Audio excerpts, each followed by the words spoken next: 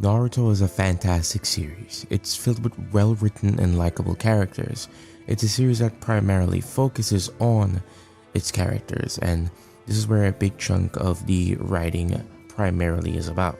If you ask the Naruto fandom who their favorite character is, or rather who they think are some of the best characters in the series, you'll see a lot of varying answers. Some may overlap, but for the most part, people will have different opinions on who they would consider the best of the best.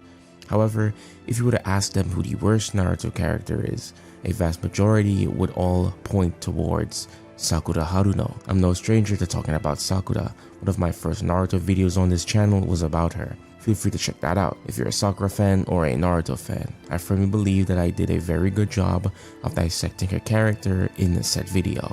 Sakura's best moment. I'll leave a link to that in the description and an annotation on the right side of the screen. Long story short, I don't hate Sakura, and I don't think she is the worst character in the Naruto story. To be frank, I believe that's a very ludicrous take in itself. Sakura hate is quite overblown in my opinion, but then again, I have very different opinions than most Naruto fans. In fact, even my opinions on Danzo conflict with the norm. For one, I think Danzo isn't a bad character. I think he's one of the best written characters in the series. Certainly, he's one of my favorites, and maybe in the future, I'll talk about why I love Danzo so much. But to be brief, he's such an amazing villain. But back on the topic at hand, Sakura. Now, she was always a very controversial character since that of part 1, but as time went along, I felt that Sakura hate and overall disrespect for her character got worse, as she essentially became a punching bag for the community to rag on. Some criticisms levied at her character is indeed valid, but others are a bit of a stretch. However, the hate for Sakura peaked in chapter 469, entitled Sakura's Confession. But before we get into that, if you're new to the channel, subscribe and leave a like. It greatly helps me out. I'd love to get to 5,000 subscribers by the end of the year, and if you like anime, manga, or even video games, then this channel is for you. Also, go on ahead and follow my Twitter. And with that, let's get back into the video. Sakura's confession is a bit polarizing, and I get it. What she did wasn't right. In fact, it was very stupid. However, the backlash that she receives for said actions is a bit overblown, and I don't agree with all of it. It stemmed from the already prevalent hate the Naruto community had for her as a character. No matter what Sakura does, regardless of the intentions, it's perceived as negative in any capacity. She feels the full force of it compared to far worse things that happened in the series, hand of other characters. I'll get into that later. So the big fuss in the question comes from page 10. Sakura confesses to Naruto. I love you, Naruto. Now, she was lying of course, but context matters with everything, so let's talk about that. And in order to do so, we need to go back to where it all started in chapter 452 to 458. Naruto and Sakura learn the sad truth about Sasuke's role in the ninja world. He is a rogue ninja through and through. In turn, Team 7 get into an altercation with the Cloud Village's Omoi and Karui as they learn additional secrets. Reality is that the audience already knew. Not only was Sasuke a rogue ninja for abandoning the Leaf Village, but he also assaulted and kidnapped the Jinchuriki of the Hidden Cloud Village, Killer Bee, whilst being a member of the Akatsuki. This is a turning point for Sakura, as her mental state slowly declines as she's crushed under the weight of these revelations emotionally and mentally, and it only gets worse. Before I go deeper, I want to take a moment to briefly talk about Naruto's maturity here, as he tries to handle the situation between the Cloud Ninja and his team calmly, offering solutions and even willing to help them, a far cry from what he was at the start of the series, and this maturity continues throughout this arc. He tries his best to unburden Sakura, but Naruto is still very naive. I believe this chapter shows the flaws of its main players, and I'll get into that later as well. During Naruto's interrogation, we get a brief look at the Sasuke recovery mission. We see a certain panel, the promise between Naruto and Sakura, and this will continue to come up during these chapters, and it's very important, and it's one of the sole influences for the actions of everyone involved on Team 7's side. Sai watches on as Naruto takes the brunt of Karui's force before stepping in, completely infuriated that Naruto would be willing to be beaten on behalf of Sasuke. Sai can't understand this. Someone as nice as Naruto doesn't deserve this abuse, certainly for someone who doesn't even care about him, and Sai would be right. Naruto doesn't deserve any of this. In fact, Sasuke doesn't deserve someone as kind as Naruto in his life, but That's the nature of the bond that they share. While Naruto is being treated for his wounds, Sai suggests that having Sakura take care of him be the best option. It would make the process quicker after all, but Naruto's thinking about how this would affect her even more than she already is, so he declines. We get a flashback of Sai talking with Kakashi as he's trying to wrap his head around the relationship the prior Team 7 had. Why would they endure so much pain for one person? This is where Naruto's naivety shows itself again. The idea of trying to convince the Raikage to forgive Sasuke, who kidnapped and almost killed his younger brother, is ludicrous. While it does come from a good place, and Naruto does deduce what's really going on thanks to the help of Minato during the pain arc, it's still a far cry to even try and convince the Raikage given these circumstances. We switch gears to Sakura and Sai as they share a moment together. This is where we see yet another member of Team 7 doing something misguided in an attempt to help Naruto. Sai inadvertently guilt-trips Sakura. Sai theorizes that the reason Naruto was killing himself over Sasuke was because of the promise he had made to Sakura. Sai admits that he doesn't know the full extent of this, but it doesn't stop him from speaking his mind. He equates that promise to that of a curse mark, using himself as an example, and this only furthered the declining mental state of Sakura. Not too long ago, her world was crushed learning the truth about Sasuke. On top of that, Sai tells her that Naruto was not only beaten, but he went on a futile mission, putting his life in even more danger, all for Sasuke's sake. Tying this back to the promise that he made to her, it's no doubt that Sakura would be crushed by the guilt, and that's exactly what happened. As she breaks down and cries, this guilt dictates her actions moving forward. Totally Not Mark brings up a good point. Sakura shouldn't listen to Sai. She shouldn't take the words of someone who doesn't fully comprehend emotions this much to heart given her own intellect. All of this was ignited by the advice of Sai, a character that is literally defined in the series by how emotionally unintelligent he is. A person who was in no way equipped to contribute a meaningfully nuanced take to Sakura, and when he did so, she took it completely to heart, hook, line, and sinker. Naturally, this is my smallest gripe, admittedly, and you could even call it a nitpick, but that's why I left it here for last. And he's right. Sai is still battling with this, and he doesn't truly understand what he was feeling when Kakashi said he believed in him, only going back to Naruto's words as some kind of guide to emotions. If there's one thing we know for sure about Sai, it's at this point he has a great admiration and respect for Naruto, to the point where despite being a spy, he can't sit around and idly watch Naruto get into any trouble. This leads him down this path to talk with Sakura. Shizune interjects beautifully. Naruto does want to save Sasuke earnestly, but Sai counters this. He too is also correct. Look at the pain incident. If it wasn't for Naruto, surely everyone in the Leaf Village would have died. They do rely on Naruto, overly so. Sakura's stress goes to even greater lengths as Shikamaru gets involved. Tensions are high. A war could be waged between the Hidden Leaf and Hidden Cloud, all because of Sasuke, and maybe even Naruto, depending on what he says to the Raikage. Sasuke is a threat, and he needs to be eliminated. Sakura's head hangs with guilt, with shame, all sinking in. She feels responsible, even though she shouldn't. Can't really blame her. Sasuke is her comrade, her first love. The thought of having to kill him, the thought of even him dying, would be taxing on anybody this close to him.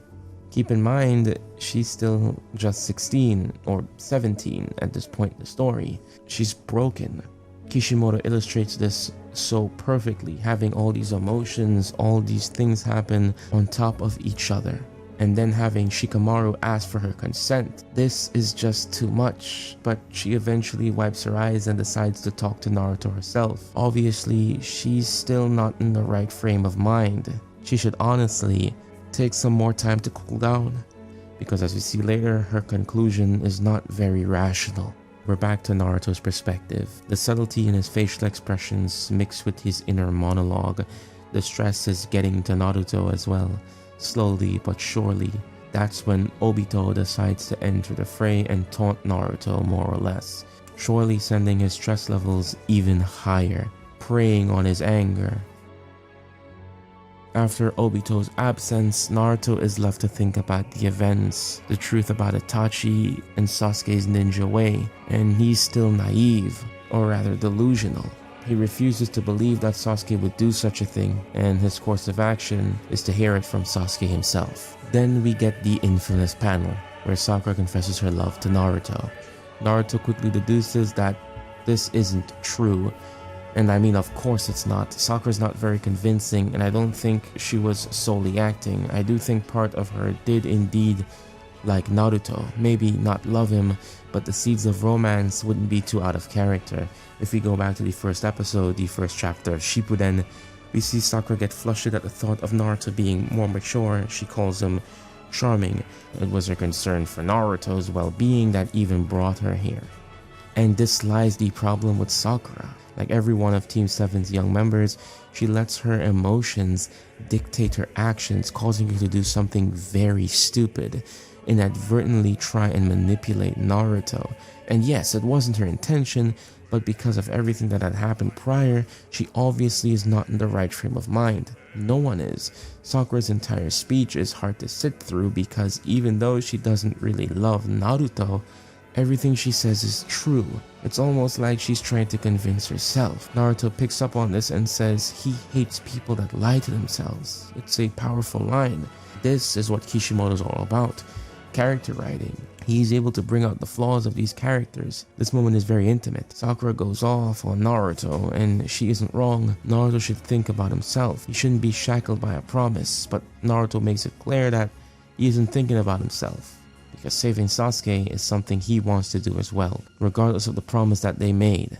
Sakura leaves in a fit, but we get a moment with her inner thoughts again, and she feels awful for deceiving him, or at least trying to. It's frustrating to watch. Everything that happens so far this arc has been frustrating because it's all been dictated by emotions and not logic. It's very human in that sense because humans often act out of emotion in stressful situations, thus making these situations worse. Speaking of, Sai shows up again. He tells Naruto everything, Sakura's true intentions, and this is where we see all the pieces put into place. Sakura's very irrational plan was formed on guilt. Guilt for having fallen in love with Sasuke, guilt for burdening Naruto with the promise, guilt for relying on him so much. She couldn't even bring herself to tell him the truth. Instead, she'd rather throw away her own life, going after Sasuke by herself, knowing the skill gap between the two. The Team 7 Naruto once knew is shattered right before him, each member doing something stupid, yet they believe is right. After Gaara intervenes and talks with Naruto, he's left broken. His face says it all. What can he do? His team is falling apart right in front of him. He looks back on everything, all the revelations, the bombshells, as he passes out from an anxiety attack.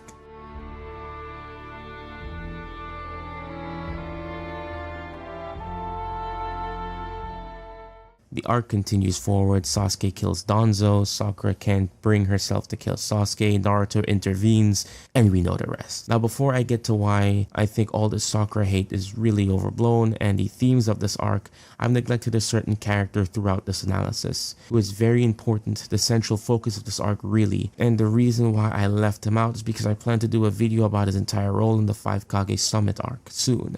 Sasuke. I'll keep it brief.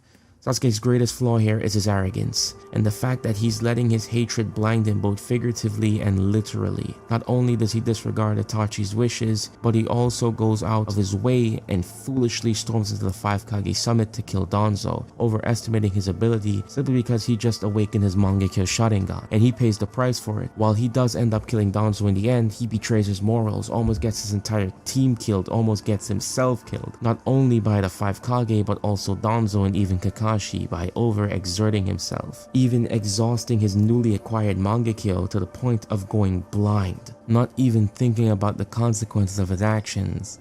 He thinking that he could just storm in and challenge the 5 Kage and the entire Lee village. It's stupid, but I get it. As I keep saying, the main driving force for these characters' irrational and misguided decisions was their emotions. This arc is all about emotion and what happens when it consumes you. Team 7 is the ones that befall this. It starts with Sasuke giving into his anger, his vengeance. It dictates all of his actions. Every mistake he makes is because of it. It almost kills him on multiple occasions. Then we have Naruto, his compassion, his love, his naiveness is what drives him forward, thinking that he could beg the Raikage to forgive Sasuke, thinking that he could talk to Sasuke as he is now, not thinking about what could happen going forward. As Shikamaru said, he could have gotten himself killed and started a war. Sai letting his anger for Sasuke and his compassion for Naruto lead him to trigger a slew of negative emotions within Sakura, not once thinking what would happen before he even told her about the aftermath of Naruto's discussion with Omoi and Karui. And last but not least, Sakura letting the guilt and anguish fester to the point of unintentionally manipulating Naruto's feelings and thinking that she could take Sasuke on her own and even kill him. Every action in this arc had a purpose. It was to highlight the flaws of the main cast, and I think Kishimoto did it brilliantly. You couldn't help but feel frustrated at the actions most of these characters take, some more than others. I think it's quite unfair that Sakura is considered the worst character in Naruto and unredeemable because of this panel, while characters like Itachi, who have done far worse, faces zero criticism, despite both of them doing this deed with good intention. My point is, Sakura should be offered the same level of understanding as Itachi. And that's pretty much all I had to say on this topic. I hope you were able to gain a newfound perspective on this arc and Sakura. It's Toki, this has been Beyond Animation, and I'll see you in the next one. Peace.